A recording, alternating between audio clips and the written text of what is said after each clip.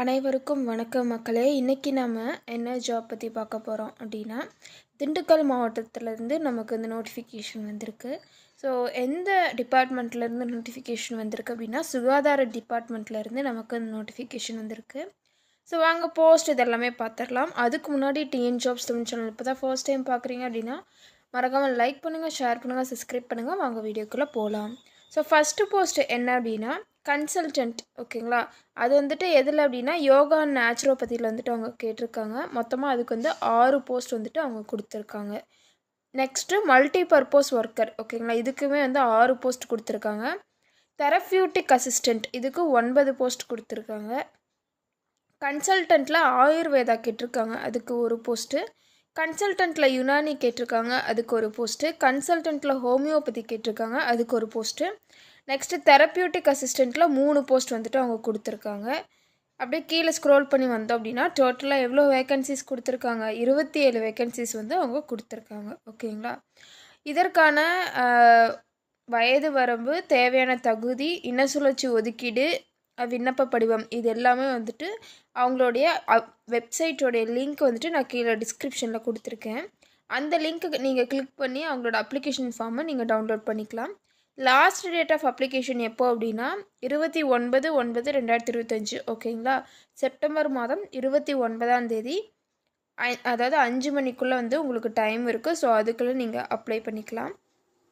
இது வந்துட்டு முழுக்க ஒரு ஆஃப்லைன் அப்ளிகேஷன். ஓகேங்களா, நீங்கள் வந்துட்டு ஒன்று நேர்லேயோ இல்லை அப்படின்னா தபால் மூலியமாக தான் நீங்கள் வந்துட்டு கொடுக்கணும். எந்த அட்ரஸ்க்கு வந்துட்டு நீங்கள் கொடுக்கணும் அப்படின்னா ஸ்க்ரீனில் வந்துட்டு நான் சொல்கிறேன், அந்த லைன் கோட் பண்ணுறேன் பாருங்கள். சித்த மருத்துவ அலுவலர், மாவட்ட சித்த மருத்துவம் அலுவலகம், அரசு மருத்துவக் கல்லூரி மருத்துவமனை வளாகம், திண்டுக்கல். ஓகேங்களா, இந்த முகவரிக்கு நீங்கள் அந்த அப்ளிகேஷனை அனுப்புனா போதும். ஓகேங்களா, ஸோ வாங்க அதனோட அப்ளிகேஷன் ஃபார்ம் வந்துட்டு எப்படி ஃபில் பண்ணணும் அப்படின்ட்டு நான் சொல்லிடுறேன். அதுக்கப்புறமேட்டுக்கு போஸ்ட் வந்துட்டு பார்க்கலாம். போஸ்ட் குவாலிஃபிகேஷன்ஸ் இதெல்லாமே பார்க்கலாம். இதில் ஃபஸ்ட்டு வந்துட்டு உங்களுடைய பாஸ்போர்ட் சைஸ் ஃபோட்டோ வந்துட்டு நீங்கள் அங்கே பேஸ்ட் பண்ணணும். ரீசெண்டாக பிடிச்ச பாஸ்போர்ட் சைஸ் ஃபோட்டோவா அப்படின்ட்டு பார்த்துக்கோங்க. நீங்கள் என்ன போஸ்ட்டுக்கு அப்ளை பண்ண போகிறீங்களோ அந்த போஸ்ட்டோடைய பெயரை இந்த பாக்ஸில் நீங்கள் மென்ஷன் பண்ணிக்கணும். ஓகேங்களா, நெக்ஸ்ட்டு உங்களுடைய பெயர், அதுக்கப்புறமேட்டுக்கு தகப்பனார் பெயர் கேட்டிருக்காங்க. பிறந்த தேதி மற்றும் வயது குறிப்பிடணும். கல்வி தகுதி நீங்கள் மேக்ஸிமமாக எவ்வளோ டிகிரி முடிச்சிருக்கீங்களோ அது வரைக்கும் மென்ஷன் பண்ணிக்கலாம். பட் இங்கே வந்துட்டு ப்ராக்கெட்டில் இளங்கலை தான் கேட்டிருக்காங்க. ஸோ இளங்கலைக்கான கல்வி தகுதி, கல்வி சான்றிதழ் இதெல்லாம் கொடுத்தா போதும். நெக்ஸ்ட்டு முதுகலை படிச்சிருக்கீங்க அப்படின்னா முதுகலைக்கான எஸ்ன்னு கொடுத்துட்டு என்ன டிகிரி முடிச்சிருக்கீங்க அதனுடைய சான்றிதழ் வந்து இந்த அப்ளிகேஷன் பின்னாடி அட்டாச் பண்ணுற மாதிரி இருக்கும். நெக்ஸ்ட்டு ஜாதி சான்றிதழ் அதனோட ஜெராக்ஸும் நீங்கள் அட்டாச் பண்ணணும். ஆதார் எண்ணோட ஜெராக்ஸையும் நீங்கள் அட்டாச் பண்ணணும். கைபேசி மற்றும் மின்னஞ்சல் முகவரி இது வந்துட்டு வேலிடான்னு கொடுத்துக்கோங்க. ஸோ வேலிடான்னு பார்த்துக்கோங்க, ஸோ தட் பின்னாடி எதுவும் பிரச்சனை வராமல் இருக்கும். நெக்ஸ்ட்டு வந்துட்டு எக்ஸ்பீரியன்ஸ் இருக்கா அப்படின்ட்டு கேட்டிருக்காங்க. இருக்குன்னா எஸ்ன்னு கொடுத்துட்டு அதற்கான எக்ஸ்பீரியன்ஸ் சர்டிஃபிகேட்டை நீங்கள் பின்னாடி அட்டாச் பண்ணணும்.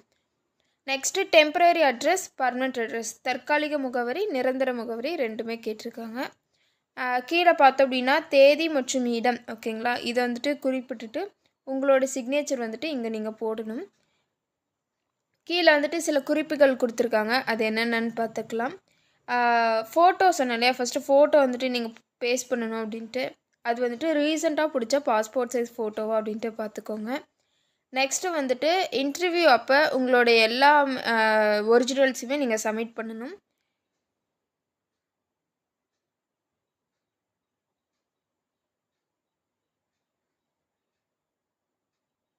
கன்சல்டன்ட் யோகா அண்டு நேச்சுரோபதிக்கு வந்து 6 போஸ்ட் இருக்குது முன்னாடியே சொன்ன மாதிரி. அதுக்கு பர் மந்த்து சேலரி 40,000 ரூபாய் ஆஃபர் பண்ணுறாங்க. கல்வி தகுதியை பொறுத்த வரைக்கும் நீங்கள் இளங்கலை பட்டம் வந்து பெற்றிருக்கணும். எதில் அப்படின்னா பிஎன்ஒய்எஸில் நீங்கள் பேச்சுலர் டிகிரி முடிச்சிருந்தா ஓகே.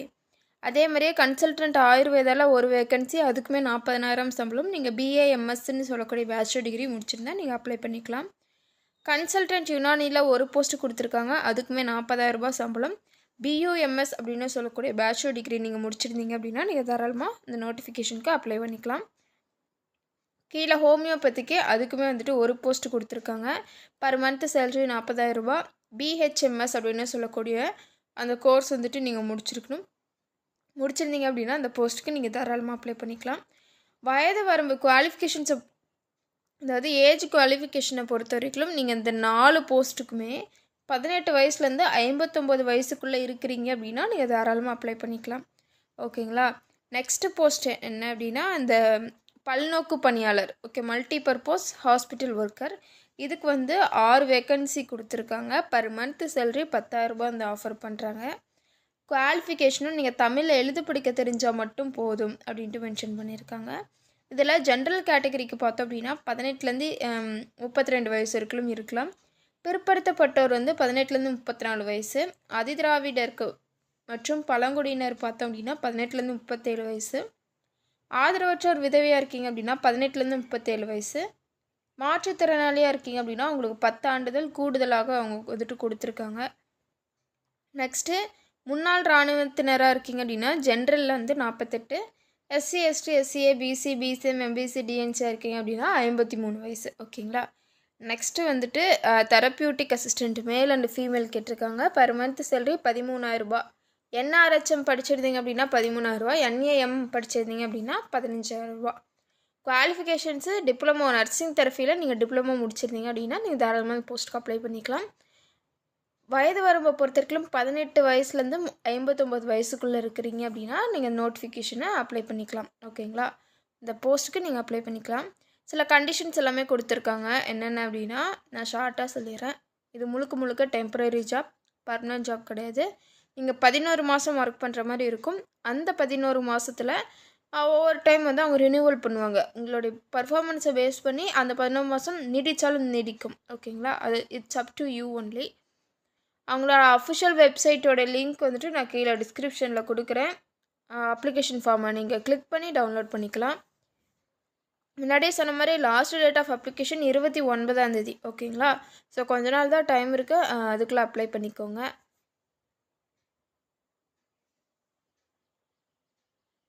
இந்த அப்ளிகேஷன் ஃபார்ம் பின்னாடி அந்த டாக்குமெண்ட்ஸில் அட்டாச் பண்ணணும் அப்படின்னு சொன்னேன் இல்லையா. அந்த கல்வி தகுதி சான்று, ஜாதி சான்று, முன்னுரிமை சான்று, ஆதார் சான்று, அப்புறம் எக்ஸ்பீரியன்ஸ் இருந்துச்சு அப்படின்னா அதனுடைய சர்டிஃபிகேட்டும் நீங்கள் அட்டாச் பண்ணணும்.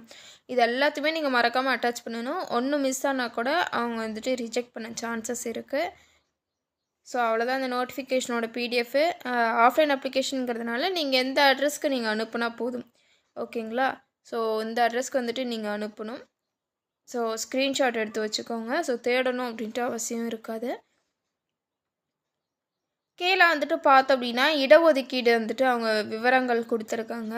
இப்போ பொது கேட்டகரியாக இருக்கீங்க அப்படின்னா அவங்களுக்கு வந்து என்ன முன்னுரிமை கொடுத்துருக்காங்க. அப்படி நீங்கள் இருந்தீங்க அப்படின்னா உங்களுக்கு முன்னுரிமை வந்து கிடைக்கும். ஓகேங்களா. ஸோ செக் பண்ணிக்கோங்க. இது வந்துட்டு முக்கியம். ஏன்னா முன்னுரிமை கிடச்சிச்சு அப்படின்னா ஈஸியாக வந்துட்டு உங்களை ஷார்ட் லிஸ்ட் பண்ணுவாங்க. ஓகேங்களா. ஸோ அவ்வளோதான் அந்த நோட்டிஃபிகேஷனோட PDF. TN jobs Tamil channel பிடிச்சிருந்தா மறக்காமல் லைக் பண்ணுங்கள், ஷேர் பண்ணுங்கள், சப்ஸ்கிரைப் பண்ணுங்கள். தேங்க்யூ.